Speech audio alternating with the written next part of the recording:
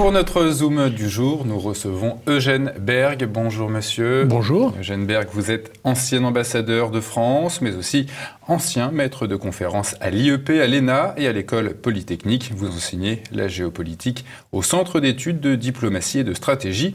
Vous êtes l'auteur de nombreux livres comme La Russie pour les nuls, mais aujourd'hui, vous venez nous présenter cet ouvrage À la recherche de l'ordre mondial. D'où venons-nous ? Et c'est aux éditions Apopsis.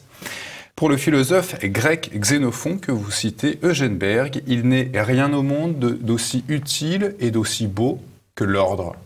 C'est quoi l'ordre ? L'ordre, c'est trois choses. L'ordre, je ne parle pas de l'ordre interne, je parle de l'ordre international. Mais c'est assez proche finalement. L'ordre, c'est un état de relation entre les États, c'est-à-dire les unités politiques qui constituent les briques de notre société internationale. Comment ils agencent leur rapport pour finalement établir une convivialité ou une paix entre eux. Voilà, c'est l'équilibre. C'est également des institutions, mais celles-ci sont venues plus tard. L'ONU, la SDN, c'est des principes. Droit international, où on respecte les traités, on les dénonce pas, ou alors on respecte un certain droit de la guerre. Et une troisième chose, c'est une hiérarchie. Contre la démocratie pure n'existe pas. Nous sommes tous égaux devant la loi, mais il y a une hiérarchie. Et le monde international, ça a été un monde très dur. Hobbes parle les gladiateurs, où les puissances se sont toujours affrontées. Et la hiérarchie, elle a été établie au cours des siècles entre quelques puissances. Donc l'ordre, c'est ces trois choses. Il a varié au cours des âges, des siècles, mais il existe et il est en modification, je dirais pas perpétuelle, parce qu'un ordre, une fois qu'il est établi, il dure, mais après, devant l'arrivée de nouveaux postulants, mais on aura l'occasion d'en reparler, il se modifie. Voilà en quelque sorte l'ordre, à la fois un type de rapport entre les pays, des institutions ou des principes, et puis une hiérarchie qui se modifie. Par exemple, l'Espagne a été une très grande puissance, et la France était encerclée par les Habsbourg. L'Espagne a disparu après 1898. Les Pays-Bas auraient pu être une puissance. Le Portugal. Donc les acteurs internationaux qui comptent, finalement, au cours des siècles, restent assez peu nombreux. Et le droit d'entrée est assez cher.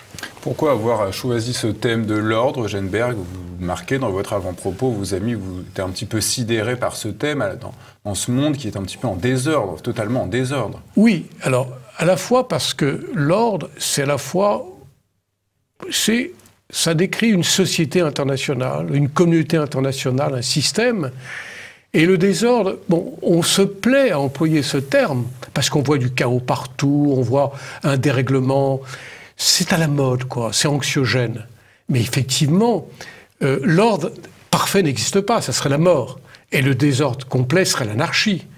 Les avions partent, les gens payent leurs impôts quand même, il n'y a pas la guerre partout, les ports sont là, donc il y a un ordre. Alors évidemment, selon les époques, il est plus ou moins ordonné, plus ou moins stable. Mais il n'a jamais été stable. Jamais dans l'histoire. Donc l'ordre, pour moi, c'était un thème fédérateur. C'est plus beau, finalement, c'est plus parlant que de dire communauté internationale, parce que finalement, entre communauté et société, c'est une collection d'individus. Une communauté, c'est déjà plus proche, un peu comme une famille. L'ordre, c'est un thème qui reprend tout ça et qui donne une destination. Il faut aller vers un ordre meilleur, partagé, équilibré, et qui correspond finalement, encore une fois, à cet équilibre des forces et aux avantages entre les uns et les autres. Voilà, l'ordre est un terme fédérateur. Mais l'ordre, c'est toujours l'ordre des puissants. Oui, c'est l'ordre. C'est toujours imposé par les puissants, l'ordre. Oui, en quelque sorte, oui, bien sûr. Il est imposé par les puissances établies qui établissent un ordre à leur avantage, puisque cet ordre, ils l'ont gagné avant par la guerre, maintenant par le commerce, par la technologie, vous avez raison. Avant, jusqu'en 1945, l'ordre, c'était la guerre, le conflit.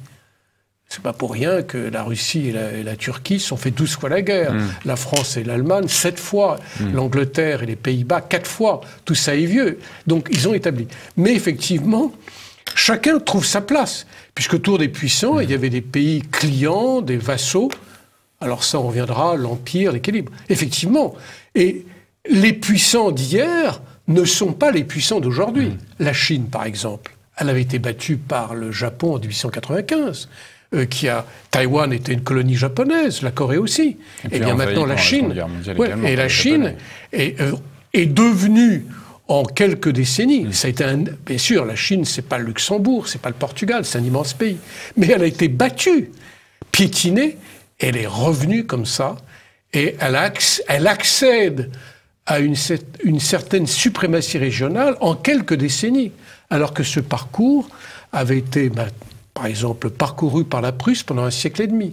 Et donc, mon livre, l'un des aspects intéressants de ce livre, parce que je me suis livré à des recherches historiques et des comparaisons, c'est de donner des clés d'interprétation et également des comparaisons. Quand les gens disent la Chine, maintenant, oui, ils peuvent se baser par rapport au Japon, par rapport à la Prusse, par rapport à la Russie, par rapport aux États-Unis. Eugène Berg, vous distinguez 3 formes d'ordre. Est-ce que vous pouvez nous les développer? Alors, l'ordre, il y a 3 formes d'établir un ordre. Le plus ancien, le plus durable a été l'ordre par l'Empire, ensuite par l'équilibre, et l'autre, c'est le droit et la coopération. L'Empire, c'est la Pax Romana, la Pax Sinica, la Pax Americana, c'est un empire, évidemment. Il y a un centre, et il établit l'ordre. Il pacifie, et finalement, il a réduit tout. Et effectivement, à l'intérieur, il y a moins de conflits, moins de guerres. Et la preuve, ça a duré pour... Juste intéressant, puisque un empire, finalement, ça a duré 1000 ans. Seul l'empire byzantin a duré plus longtemps, mais il y a une durée. Alors, en ce moment, c'est pour ça que c'est pas uniquement historique, on dit le retour des empires. Quand on dit que M. Erdogan veut revoir l'Empire ottoman, parce qu'il veut, par exemple, que le Kurdistan ne se réveille pas, il veut avoir un pied en Syrie, la Turkmène. On dit que la Russie veut rétablir l'Empire, ce qui est faux. Simplement, elle veut avoir des voisins qui ne soient pas des sources d'agression pour elle ou de perturbation. Comme les États-Unis, ils ne voulaient pas que des missiles s'installent à Cuba. Les États-Unis ont pacifié leurs alentours, et on le sait. Donc, il y a l'Empire. Le deuxième, c'est l'équilibre. Et ça, c'est l'Europe qui l'a fait. Ça existait entre, d'ailleurs, les cités grecques. Qu'est-ce que l'équilibre? Ça a commencé avec les guerres d'Italie, lorsque Charles VIII a voulu aller vers l'Italie, attiré par le soleil, l'art et tout. Et finalement, la France était la superpuissance de l'époque. Elle dominait par la population, par son armement. Et donc, dès qu'une puissance commençait à conquérir, les autres puissances se sont coalisées contre elle. Ça a été le principe de l'équilibre, comme une balance. Et donc, il fallait comme ça, par exemple, quand Napoléon est devenu, il y a eu des coalitions qui ont réuni pratiquement toute l'Europe contre Napoléon, et finalement, ça se termine à Waterloo. Donc, toute l'histoire de l'Europe est une histoire d'équilibre, mais il faut qu'il y ait un arbitre. Et cet équilibre, il existe toujours. La preuve, quand les États-Unis ont été confrontés à l'Union soviétique, ils se sont appuyés sur la Chine en 1972. En ce moment, si les États-Unis veulent endiguer la Chine, qu'est-ce qu'ils font? Ils s'allient un petit peu avec le Vietnam, avec l'Inde, pour endiguer la Chine, qui monte, qui veut être maîtresse de toute la mer de Chine traditionnelle. Elle veut reprendre un jour ou l'autre Taïwan. Et donc, si la Chine monte et monte, comment les États-Unis voudront rétablir un certain équilibre? Donc, c'est pour ça que l'ordre n'existe pas, l'état pur. C'est un mélange de traces impériales, d'équilibre, et en même temps, le dernier, c'est l'ordre par, disons, le droit ou la coopération. Eh bien, c'était la SDN, défunte, c'est l'ONU. Normalement, le recours à la force est prohibé, mais évidemment, beaucoup de puissances ne respectent pas. Les États-Unis ont attaqué l'Irak en 2003, ils n'ont pas eu l'aval du Conseil de sécurité. Ou alors, la France est intervenue en Libye en 2011, elle a outrepassé la résolution. il n'était jamais inscrit dans la résolution qu'il fallait tuer Kadhafi, qu'il fallait détruire. Et on le voit par les migrants. Donc, vous voyez... Donc, est-ce qu'on peut parler justement d'un ordre par le droit, si justement ce droit est bafoué? C'était notamment d'ailleurs le cas, vous l'évoquez, le cas de la Libye, mais c'était aussi le cas de l'Irak en 2003, lorsque la France avait opposé son veto à l'ONU. Donc, justement, est-ce que cet ordre, il est factice, cet ordre par le droit? Non, c'est un idéal, c'est comme l'idéal kantien de paix perpétuelle. Vous savez, c'est pas parce qu'on n'atteint pas l'idéal qu'il ne faut pas le chercher, mais simplement, bon, ça c'est un sujet, le droit international existe, il y a des principes. Respecter les traités, c'est un principe. Ouais. Et si on en sort, on sort du droit, on sort d'une certaine éthique. Et finalement, on le paye d'une façon ou d'une autre. Quand on est très puissant, oui. Vous voyez, donc, la négociation du Brexit maintenant... On ne le paye pas forcément d'ailleurs. Il y a certains États qui ne respectent pas les résolutions et à qui on ne dit rien. On vit dans on vit dans un monde imparfait, où règne à la fois le droit, l'anarchie, le droit du puissant. Mais que voulez-vous, je ne dirais pas que c'est un règne animal, mais ça a toujours été comme ça. Simplement, on a fait d'immenses progrès, puisqu'il y a des institutions. Il y a l'Organisation mondiale du commerce, il y a l'OCDE, il y a l'ONU, il y a la Banque mondiale. Donc tout ça fait partie d'un ordre. Il n'est pas parfait, bien sûr, mais il essaye de rendre compatibles il essaye de régler les conflits autrement que par la guerre ou l'affrontement. Et donc sur des principes juridiques, j'en parlais tout à l'heure, ou des institutions, aussi imparfaites soient-elles. Alors, Eugène Berg, vous citez Gaston Boutoul, le père de la polémologie. Je rappelle pour nos téléspectateurs que c'est l'étude de la guerre. Cet homme a pu observer un cycle au sein des guerres européennes. Est-ce que vous pouvez nous expliquer ce phénomène de cycle? Alors, le cycle, c'est vrai que si on remonte aux guerres d'Italie, disons 1494, ensuite les guerres en Allemagne, et surtout la guerre de 30 ans. En ce moment, il y a des très belles émissions sur Arte, un peu tard. On observe à peu près tous les siècles un grand cycle de guerres. Les guerres de 30 ans, 1618-48. La guerre de 7 ans, 56-63, à l'issue de laquelle la France, d'ailleurs, a perdu le Canada. La France a été la puissance numéro 1 mondiale. Elle a perdu ce statut vis-à-vis d'Angleterre en 1763. Ensuite, il y a eu le traité d'Utrecht. Ensuite, il y a eu les guerres de la Révolution et de l'Empire, la Première Guerre mondiale et la Seconde. Alors là, effectivement, entre la Première et la Seconde, le cycle de 100 ans n'est plus respecté. Il y a une sorte d'accélération. Et pourquoi ? Bien parce que le nombre des acteurs a augmenté. Et les puissances. Par exemple, la Prusse a battu la France en 70, est devenue tellement puissante qu'elle a voulu être la première puissance, alors que ce rôle avait été rempli par l'Espagne, l'Autriche-Hongrie, la France. Vous voulez dire que le progrès technique incite à la violence ? En partie, oui, dans le sens que le progrès technique et le progrès des armements a donné aux puissances un moyen d'influence accru, effectivement. Elle a, et on voit par le nombre de victimes. Lorsqu'on compare, c'est un peu macabre, le nombre de morts des guerres napoléoniennes avec celle de la Première et la Seconde Guerre mondiale, on a une montée exceptionnelle. Mais surtout, ce cycle a été brisé maintenant. Et depuis 1945, on a assisté à quoi ? À la guerre froide, un affrontement qu'on appelle bipolaire, entre États-Unis et URSS, un bipolaire rigide d'abord, où il n'y avait que deux puissances qui régentaient leur camp.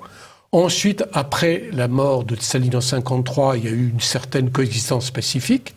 Après la crise de Cuba, une détente. Et De Gaulle est sorti de l'OTAN. La Chine de Mao Tse-tung est sortie de la discipline vis-à-vis de Moscou. On avait un monde bipolaire relâché. On n'avait pas encore la multipolarité, parce qu'il y avait encore deux camps. Et cet équilibre des forces, vous voyez, s'est brisé en 91. Il y a eu, entre 91 et 2001, 2003, l'ère de l'hyperpuissance, où les États-Unis étaient tellement puissants que personne ne pouvait s'opposer. Ce qui a été le cas de l'Allemagne, c'est le cas de la France. Surtout incarné par la faiblesse de la Russie. De la Russie, bien sûr. Mais ça n'a duré, ce qui est intéressant, et mon livre donne des comparaisons, encore une fois, ça n'a duré que 10-12 ans, ce qui est extrêmement court. Et depuis, disons, 2003, renaissance de la Russie. En gros, l'arrivée de Vladimir Poutine. Vladimir Poutine, avec des moyens limités. Le budget russe de la défense, il était 10 fois inférieur à celui des États-Unis, et maintenant il est 15 fois Alors, regardez le résultat en Syrie, alors que si on compare ce qu'ont fait les Américains en Afghanistan, où je ne parle pas en Irak, où ils ont cassé le pays, avec le résultat que ça nous a valu Daesh, vous voyez que le rapport coût-efficacité n'est pas le même. Mais simplement, maintenant, ce qui est intéressant, on va vers un ordre multipolaire, c'est-à-dire des centres de pouvoir qui sont relativement restreints. Donc le quatrième ordre, vous évoquiez tout à l'heure qu'il y en avait 3, il y aurait maintenant un ordre multipolaire, ce serait le quatrième ordre? Tout à fait, c'est le quatrième qui est en voie de formation depuis 1945 et qui, lui, est à la recherche, pour ça que je parle de la recherche de l'ordre, il est encore à la recherche de ces structures, de ces institutions. Et quels moyens, justement, mettre en œuvre pour mettre en œuvre ce nouvel ordre? Eh bien, c'est à la fois, c'est un mélange, j'allais dire, de négociation, de persuasion, d'ouverture et de pression. Il est évident que les puissances acquises ne vont pas céder leur place. Donc c'est aux nouveaux arrivants de dire à nous d'avoir plus de voix au chapitre. Je prends quelques exemples. Regardez le Conseil de sécurité. Il y a 5 membres permanents. États-Unis, Russie, Chine, France, Grande-Bretagne. Si vous êtes l'Inde, le Japon, le Brésil, ou le Mexique, ou l'Indonésie, vous dites « je respecte beaucoup la France, la Grande-Bretagne, mais il y a 2 pays européens, et vous avez 2 voix, et nous aucune. » Il faut élargir le Conseil de sécurité. Mais comme il y a le droit de veto, donc si le Conseil de sécurité n'est pas représentatif de cet ordre mondial qui se déroule comme un tapis devant nos yeux, il va perdre de sa légitimité et de son efficacité. Les gens vont moins croire. Pareil pour le G7. On a exclu la Russie, il y a le G20. On prête au président Macron, très bien, de refaire ça. C'est vrai que le G7, c'est tout petit. Ce sont des démocraties industrielles. Vous pensez que cet élargissement des membres du Conseil de sécurité, ça serait par exemple de dire tous les pays qui possèdent la bombe nucléaire doivent rentrer dans ce Conseil? En partie, ou moi j'ai une autre approche. Il faudrait peut-être que les grandes civilisations ou les grandes religions, l'islam, même s'il n'est pas uni, un pays islamique... Le pape à l'ONU? Non, pas le pape. Ça, c'est la fameuse phrase de Tsaline. Le pape, combien de divisions? Non, je trouve que... Bon, l'Inde, grand pays qui va devenir la 4e ou 3e qu'un pays hindouiste, je ne serais pas contre, même par rotation, un membre permanent qui représente l'islam. Pourquoi il n'y aurait que la chrétienté? Pourquoi il n'y aurait que... Vous voyez, et divisé. Il y a la chrétienté catholique, orthodoxe. Finalement, on est un monde diversifié. Et si on ne les fait pas introduire, on aura une collision. On aura sans arrêt des mécontentements. Il faut que l'aéropage mondial reflète l'état des forces politiques, économiques, culturelles et religieuses. C'est là le grand destin. Alors évidemment, c'est pas facile de le dire, parce que les gens, ils vont se cacher derrière des grands principes. Donc le Conseil de sécurité, le G7 et le G20, regardez le Fonds monétaire et puis la Banque mondiale, où la Chine, grande puissance, n'avait que 5% des voix alors que les États-Unis en avaient 17%. Bon, ils ont créé leur banque d'investissement asiatique, leur fonds des pays émergents. Donc là aussi, si tout le monde dit libéral post-45 ne s'ouvre pas aux nouvelles puissances, même s'il ne respecte pas nos principes démocratiques, qui d'ailleurs diversent. La démocratie dans tel pays, en Italie, n'est pas la même que celle du Luxembourg. Je ne veux pas prendre le cas hongrois ou polonais. On est dans la même famille européenne. On a des grandes divergences entre nous. C'est la réalité. Alors peut-être dans 20 ans, elles sont différentes.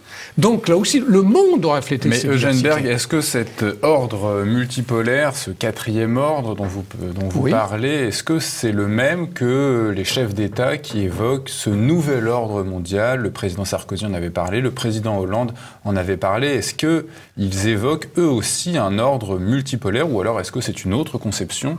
Est-ce que vous savez de quoi parle Nicolas Sarkozy quand il dit « personne n'échappera à ce nouvel ordre mondial » ? Non, je pense qu'on parle... Je l'ai entendu récemment dans un petit déjeuner. Je pense qu'on est à peu...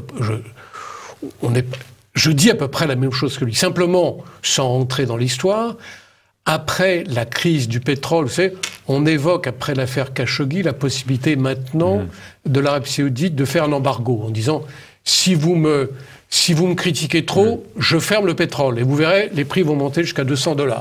Et là, on ne pourra plus partir pour Noël. Mais le fait que personne ne puisse échapper à ce nouvel ordre mondial, c'est un petit peu un déni de démocratie, non? Non, le nouvel ordre, c'est finalement donner une voix au maximum de pays en proportion de leur importance, de leur place sur l'échiquier international.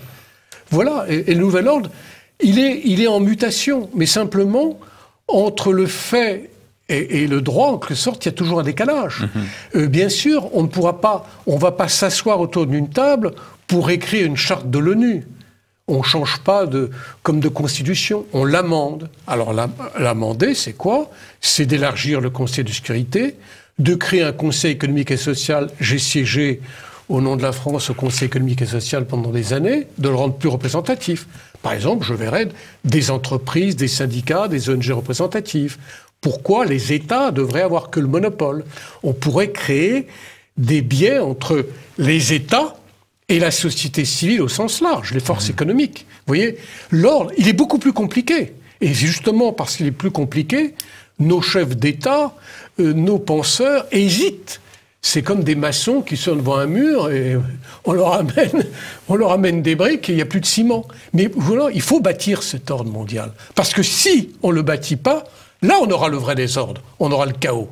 Chacun en fera à sa tête. Quand on voit l'hostilité un petit peu, des puissances occidentales qui parlent de ce nouvel ordre mondial, comment est-ce qu'on peut envisager un ordre multipolaire alors que on sent cette hostilité de l'Occident à l'égard de la Russie, mais comment envisager ce nouvel ordre s'il y a cette hostilité à l'égard de ce bloc un petit peu russo-chinois? Oui, non, mais ça. Russo-chinois font déjà partie de l'ordre, puisqu'ils ils critiquent le monopole des institutions financières. Et ils critiquent un certain nombre de règles. Ils ont raison, parce que notre modèle de démocratie, la façon dont on procède aux élections, la façon dont on donne des leçons sur les droits de l'homme, ne leur plaît pas. Pourquoi nous aurions le monopole du cœur? Mais la Russie et la Chine font partie de ce nouvel ordre mondial. Oui, déjà. Ils font grande partie de lors qu'ils sont membres du Conseil de sécurité.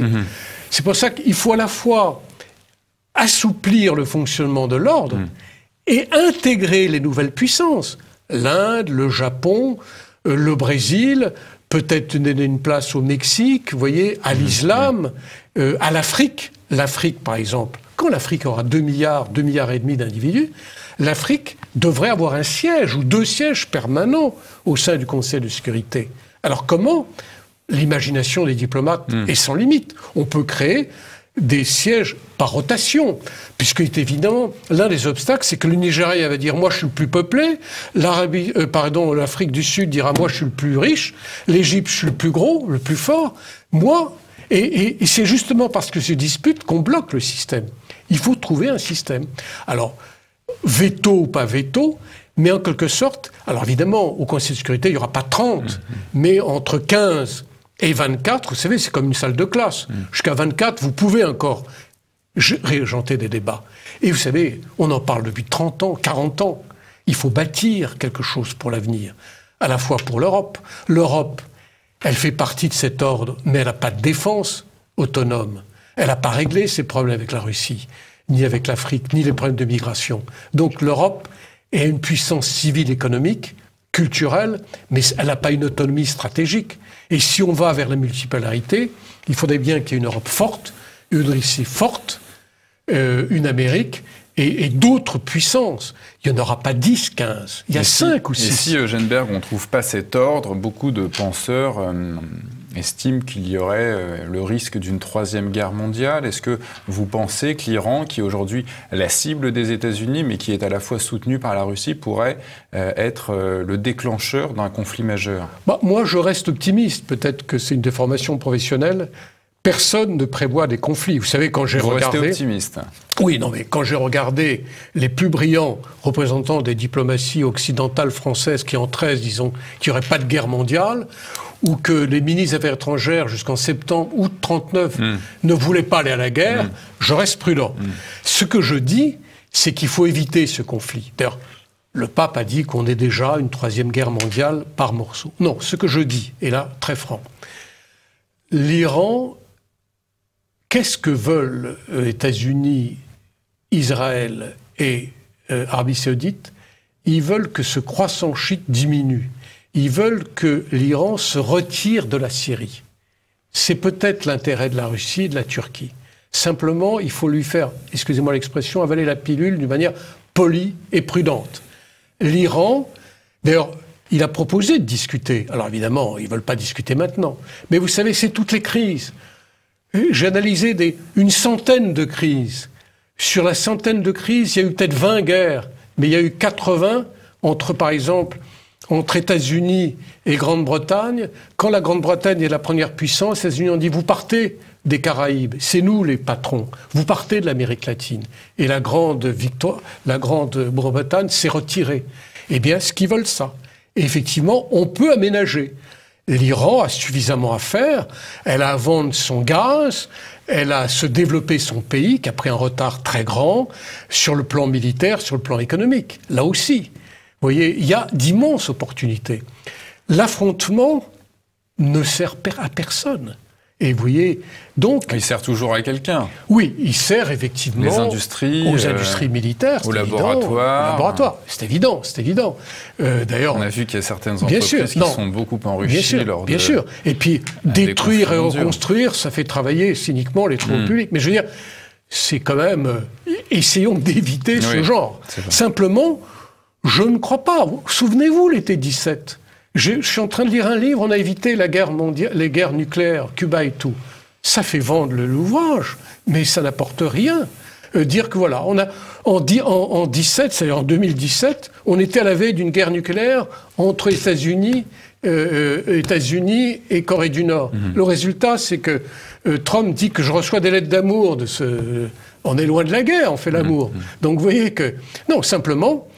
La guerre, il y a eu des guerres en Syrie, il y a eu des guerres en Irak, il y a ces guerres civiles, il y a Boko Haram, le terrorisme. Et finalement, l'Iran, bon, il a aidé, il a perpétré des attentats en France. C'est une autre puissance maintenant. Simplement, il faut lui éviter d'être nucléaire, ce qui rouvrirait la boîte de Pandore. Mais pourquoi lui éviter d'être nucléaire alors que toutes les puissances alentours le sont ? Pourquoi n'aurait-elle pas le droit à cette puissance ? Il n'y a que Israël déclaré. Pakistan. Oui, mais Pakistan, c'est vis-à-vis de l'Inde. Et l'Inde, c'est vis-à-vis de la Chine. Il y a des bases américaines tout autour de l'Iran. Oui, d'accord. Mais vous savez, j'ai étudié le problème nucléaire.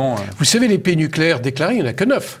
On disait qu'il y aurait une puissance nucléaire toutes les décennies. Ouais. La dernière puissance nucléaire déclarée, c'est le Pakistan, en 98, vous voyez. Et depuis 20 ans, il n'y a rien. Il n'y a pas une seule nouvelle puissance nucléaire.